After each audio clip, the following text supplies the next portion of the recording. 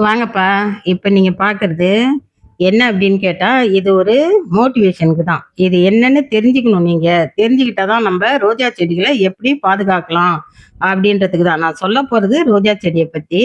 ஆனா, மாமரத்த ஏன் காமிக்கிறேன்னா, அதுல இருக்கிற பூக்கள பாருங்க எந்த அளவுக்கு கருகியிருக்கு அப்படின்னு. கருகி என்ன பண்ணுச்சு அப்படின்னா, ஒரு நாள் லைட்டா தூறுச்சு. எல்லா பூக்களும் கீழ கொட்டிடுச்சு. அப்ப இந்த வெயில்ல மாமரத்துக்கே அந்த மாதிரின்னா, நம்ம ரோஜா செடி எவ்ளோ சின்னதா சென்சிட்டிவானது. அத நம்ப எப்படி இந்த வெயில் காலத்துல பாதுகாக்கிறது?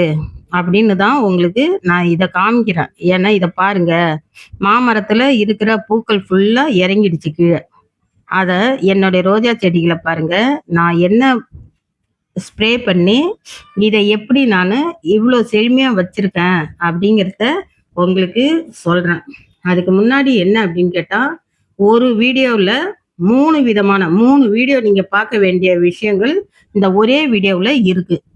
எதுக்குன்னா, என்னுடைய சப்ஸ்கிரைபரும், என்னுடைய க்ளோஸ் ஃப்ரெண்டும், என்னோட சகோதரியும் என்ன கேட்டது எப்படின்னா, எல்லா வீடியோவையும் எங்களால செக் பண்ணி எடுத்து போட மு எ பராமரிக்க முடியல. அதனால எனக்கு ஒரே வீடியோவுல ந சொல்லிடுங்க அப்படின்னு சொல்லியிருந்தாங்க. அதுக்கு தான் இந்த பெரிய வீடியோவா எடுத்து, இதுல 3 விதமான மேல தெளிக்கிற மருந்து, நான் என்ன பண்ணிட்டு இருக்கனோ, அத உங்களுக்கு நானு சொல்லிர்றேன். நீங்க பொறுமையா பார்த்து 3 விதமா சொல்லியிருப்பேன். திங்கட்கிழமை 1, புதன்கிழமை 1, சனிக்கிழமையில 1. அப்படி 3 விதமா பிரிச்சு, நீங்க 3 நாளைக்கு ஒரு முறை நான் சொல்ற மருந்த இதே மாரி ஆர்கானிக்கா நம்ம வீட்ல இருக்கிற பொருள வச்சு தயார் பண்ணி தெளிங்க. என்னுடைய செடிகள் மாதிரியே உங்க செடிகளும் நல்லா செழுமையா வளரும். முதல்ல என்ன அப்படின்னா, ஃபர்ஸ்ட்டு திங்கட்கிழமை எடுத்துக்குங்க. அன்னைக்கு புளிச்ச தயிரும், புளிச்ச மோருன்னு வச்சுக்கங்க. புளிச்ச மோரு, புளிச்ச மாவு. அத என்ன செய்யணும்னா, நல்லா கரைச்சிக்கணும். லிக்விடா ஆக்கிக்கணும். அத ஃபர்ஸ்ட்டு நம்ம என்னன்னா, ஸ்ப்ரேயர்ல ஊத்தி ஸ்ப்ரே பண்ணணுமா, நான் சொல்ற மருந்து எல்லாமே ஸ்ப்ரேயர்ல வெளியில வராது. அப்ப நம்ம என்ன செய்யணும் அப்படின்னா, வாட்டர் பாட்டில் இருக்குல்ல, 1 லிட்டர் வாட்டர் பாட்டில எடுத்து, அதில மூடிலலாம் ஓட்டைய போட்டு கொஞ்சம் பெரிய சைஸா எடுத்து ஸ்ப்ரே பண்ணுங்க. ஸ்ப்ரே பண்றது எப்படின்னா, ஃபுல்லா செடிகள நனைச்சி குளிப்பாட்டி விடணும். ஃபர்ஸ்ட்டு ஸ்ப்ரே பண்றது அப்படின்னா, அந்த கோம்புலேருந்து, அடியிலேருந்து எல்லாமே செடிய ஃபுல்லா குளிப்பாட்டி விடணும். அதுதான் ஸ்ப்ரே பண்றதுக்குன்னு அர்த்தம். சும்மா மேல மட்டும் தெளிச்சு விடுறதில்ல. ஏன்னா பூச்சி மருந்துனா தான் நம்ப மேல தெளிச்சு விடணும். இது நம்ப செடிகள வெயில் காலத்துல இலையும் கருகக்கூடாது, வர தளிர்களும் கருகக்கூடாது, பூக்களும் செழுமையா இருக்கணும். நல்லா செடி தளதளன்னு இருக்கணும் அப்படின்னா, நான் சொல்ற மாரி நீங்க செய்யுங்க.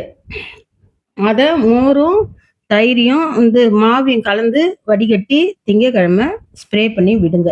மேல நல்லா குளிப்பாட்டி விடுங்க. அடுத்தது புதன்கிழமை. புதன்கிழமை என்ன செய்யணும் அப்படின்னு கேட்டா, சோத்து கத்தாழை இருக்குல்ல, சோத்து கத்தாழை, ஆலிவேரான்னு சொல்லுவாங்க. அத எடுத்து 1 மடல் எடுத்தா போதும். அத அரைச்சு நல்லா வடிகட்டி ஜூஸா எடுத்துக்குங்க.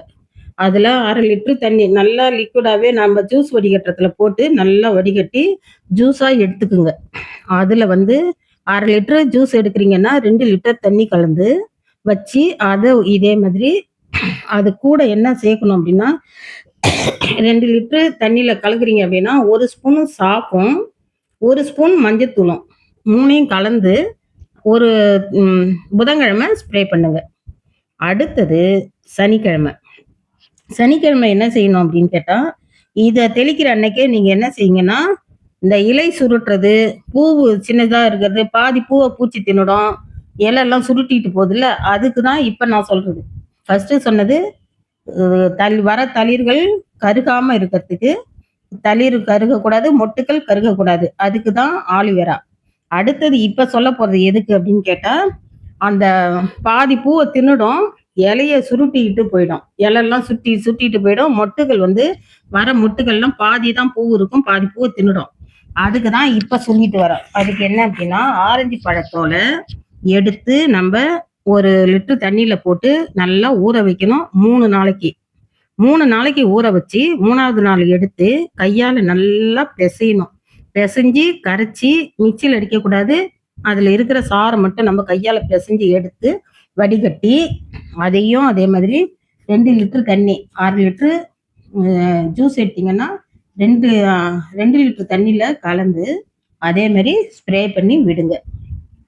இதை தொடர்ந்து நீங்க மேல தெளிக்கிற மருந்து மட்டும்தான் சொல்லியிருக்கேன். இன்னொரு வீடியோவில் அடியில என்ன போடலாம் அப்ப அதுலயும் இதே மாதிரி பெரிய வீடியோவா தான் வரும். அதுலயும் 3 விதமான நான் எப்படின்னா வாரத்துல 3 நாளைக்கு ஒரு முறைன்னு சொல்லியிருப்பேன். அடிக்கடி சொல்லியிருக்கேன், நிறைய வீடியோ போட்டிருக்கேன். ஆனா அதை பார்க்காதவங்க இதை பார்த்தாது தெரிஞ்சுக்குங்க. என்னோட செடிகள் எல்லாம் எப்படி வளர்ந்து இருக்கணும் பாருங்க, எவ்வளவு செழுமையா இருக்குன்னு பாருங்க. இதெல்லாம் 6 மாசத்து செடி தான். 6 மாசத்துல எப்படின்னா ஒரு 2 இலை தான் இருந்தது நான் வாங்கக்குள்ள. சின்ன சின்ன நர்சரியில சின்ன சின்ன கவர்ல இருக்குல்ல, 10 ரூபா 15 ரூபான்னு வாங்கின கண்ணு தான் இதெல்லாம். எப்படி வளர்ந்து இருக்குன்னு பாருங்க. அதுக்கு நான் அடி உரம் போட்டதை நான் சொல்லியிருக்கேன். அதை பார்க்காதவங்க போய் பார்த்து வீடியோவை செக் பண்ண முடிஞ்சா செக் பண்ணி பாருங்க. இல்லை அப்படின்னா அடுத்ததா நான் அடி உரம் போடுறதையும் உங்களுக்கு சொல்லித்தரேன். எப்படி போடணும், 3 நாளைக்கு ஒரு முறை என்ன போடணும்னு நான் சொல்லித்தரேன். ஏன்னா ஆர்கானிக் முறையில நம்ம வளர்க்குறோம் அப்படின்னா நம்ம வீட்டுல உள்ள பொருளை வச்சே நம்ம எப்படி செய்யலாம் அப்படின்னு நான் உபயோகப்படுத்தன்ட்டு உங்களுக்கு சொல்றேன். உங்களுக்கு யாரும் சொன்னதை நான் சொல்லல, நான் உபயோகப்படுத்தி என்னோட செடிகளை நீங்க பாக்குறீங்க. இவ்வளோ செடிகளை பார்த்துருக்கீங்க. இதுல பாதி தான் உங்கள்கிட்ட காமிச்சிருக்கேன். அதுக்கு எப்படி இருக்குன்னு பாருங்க.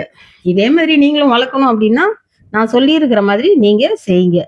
அதே மாதிரி 3 நாள் கழிச்சு அதான் அந்த ஆரஞ்சு தோலை வடிகட்டி அதே மாதிரி ஸ்ப்ரே பண்ணி விடுங்க. இதுதான் முக்கியமான ரோஜா செடிக்கு உள்ளது. பழ செடிகளுக்கு, காய்கறி செடிகளுக்கு இன்னொரு மெடிசன் இருக்கு. நான் அதை உபயோகப்படுத்தியிருக்கேன். அதை நான் ஒரு வீடியோவா தனியா போடுறேன். செடிகளை காமிச்சு உங்களுக்கு போடுறேன். ஏன்னா பழமர கொய்யா செடி இதெல்லாம் இருக்குல்ல, அதெல்லாம் வர மொட்டுக்கள் பூக்கள்லாம் கருகாம பிஞ்சா மாறணும் அப்படின்னா அதுக்கு ஒரு மருந்து இருக்கு.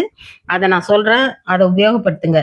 இத நீங்க இப்ப இது இத சொல்லியிருக்கேனா, இதுல இன்னொன்னு என்ன அப்படின்னா, வேப்ப எண்ணெய் ஒரு நாளைக்கு எப்பயாவது மாசத்துல ஒரு நாளைக்கு வேப்ப எண்ணெயில கொஞ்சோண்டு ஷாம்பு கலந்து ஸ்ப்ரே பண்ணி லேசா ஸ்ப்ரே பண்ணி விடுங்க. அதை நிறைய ஊத்த வேணாம். இந்த நான் சொன்ன ஜூஸ் தான் நிறைய குளிப்பாட்டி விடணும். இந்த வேப்ப எண்ணெய மேல லேசா ஸ்ப்ரே பண்ணி விடணும். மாசத்துக்கு ஒரு நடை. அதை அடிக்கடி யூஸ் பண்ண வேண்டாம். அதனாலதான் சொல்றேன். எப்படி பிடிச்சிருக்கா? என்னோட செடிகள் உங்களுக்கு பிடிச்சிருக்கா? நான் சொன்னது உங்களுக்கு புரிஞ்சிருக்கா? புரியல அப்படின்னா எனக்கு கமெண்ட்ல கேளுங்க. நான் இதுல ஏதாவது உங்களுக்கு டவுட் இருந்தா நான் கிளியரா உங்களுக்கு சொல்லித்தரேன். இதை விட கிளியரா எப்படி சொல்றதுன்னு தெரியல. ஏன் நல்லா அழகா சொல்லி கொடுத்துட்டேன் உங்ககிட்ட. எப்படி எப்படி செய்யணும்னு 3 நாளைக்கு ஒரு முறை எப்படி நம்ம ஜூஸ் எடுக்கணும், அதை எப்படி வடிகட்டி கொடுக்கணும் அப்படின்றத எல்லாத்தையும் சொல்லியிருக்கேன். பார்த்து நீங்களும் இந்த வெயில் காலத்துல உங்க ரோஜா செடிகளை நல்ல முறையில வளருங்க. பிடித்திருந்தா லைக் பண்ணுங்க, ஷேர் பண்ணுங்க, கமெண்ட் பண்ணுங்க, சப்ஸ்கிரைப் பண்ணுங்க, உபயோகப்படுத்துங்க.